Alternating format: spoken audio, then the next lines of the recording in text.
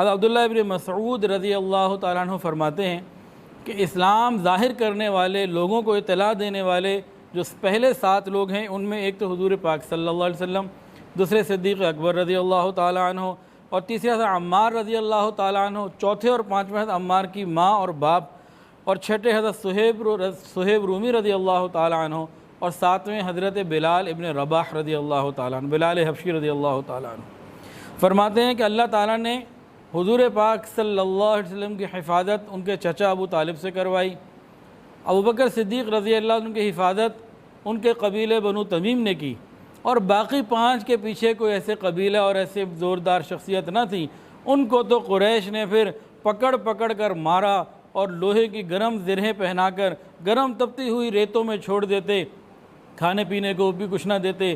ایک پیاس کی شدت ہوتی، ایک مکے کی گرمی ہوتی، ایک نیچے تپتی ہوئی ریت ہوتی اور اوپر لوہے کا لباس ہوتا، اس طرح کی تکلیفیں وہ دیتے رہتے۔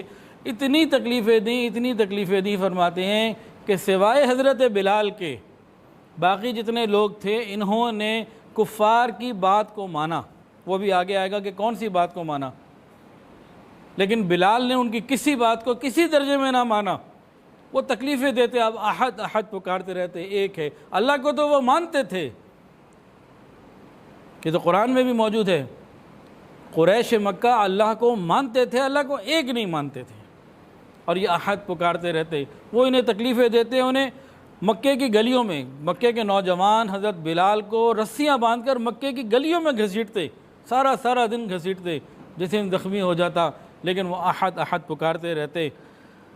اللہ اکبر۔ عروہ ابن زبیر کہتے ہیں کہ مشرکین مکہ ان کو تپتی ہوئی ریت پر لٹا کر تکلیفیں پہنچاتے، ان کے اوپر بڑا پتھر ان کے سینے پہ رکھ دیتے تاکہ نیچے کی گرمی اور زیادہ ان کو لگے اور یہ ہل جل بھی نہ سکیں، اس طرح ان کی تکلیفیں بڑھتی رہتی تھیں، لیکن وہ احد احد پکارتے رہتے، احد احد پکارتے رہتے۔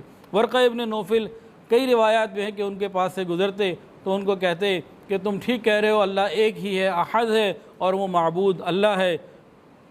اور وہ امیہ ابن خلف جس کے غلام تھے، اس کو کہا کہ دیکھو اگر یہ تمہاری ظلم سے مر گیا تو پھر میں تو ان کی قبر کو رحمت کی جگہ بناؤں گا، اور یہ تو صحیح کہنے والے ہیں، لیکن امیہ ابن خلف جو ہے ان کو تکلیفیں پہنچاتا رہا۔ ایک مرتبہ حضرت صدیق اکبر رضی اللہ تعالیٰ عنہ کا غضب ہوا کہ امیہ ابن خلف حضرت بلال کو خوب تکلیفیں دے رہا ہے، خوب عذاب اور پریشانیوں میں مبتلا کیا ہوا ہے۔ حضرت ابوبکر نے پوچھا اس کو کیوں تکلیفیں دیتے ہو، اس کا کیا قصور ہے؟ امیہ ابن خلف نے کہا تمہاری وجہ سے تو بگڑا ہے، تمہاری وجہ سے تکلیفوں میں مبتلا ہے، اب اگر تمہیں اس کی تکلیفیں بری لگ رہی ہیں تو خرید کے آزاد کر دو۔ قیمت پوچھی تو بہت زیادہ قیمت مانگی۔ حضرت ابوبکر صدیق رضی اللہ تعالیٰ عنہ نے اپنا ایک بہت ہی قیمتی غلام جو اس نے مانگا تھا اس کو دیا اور حضرت بلال کو لے لیا۔ وہ غلام کافر تھا اور یہ غلام یہ نبی کا عاشق تھا، اس کی نظر میں وہ قیمتی تھا لیکن اللہ کی نظر میں یہ قیمتی تھی۔ حضرت بلال رضی اللہ تعالیٰ عنہ کو صدیق اکبر رضی اللہ عنہ نے خرید کر آزاد کر دیا۔ پھر ایک وہ موقع آیا کہ نبی کریم صلی اللہ علیہ وسلم نے ان کو مؤذن بنایا، وہ اذان دیا کرتے تھے۔ پھر ایک موقع وہ بھی آیا کہ جب مکہ فتح ہو گیا اللہ نے اسی حبشی غلام کو بیت اللہ کی چھت پہ چڑھایا۔ اتنی عزتیں اللہ نے عطا فرمائیں۔ حضرت بلال رضی اللہ تعالیٰ عنہ زمین پہ چلتے تھے، آپ کے چلنے کی آواز جنت میں عرش پہ آیا کرتی تھی۔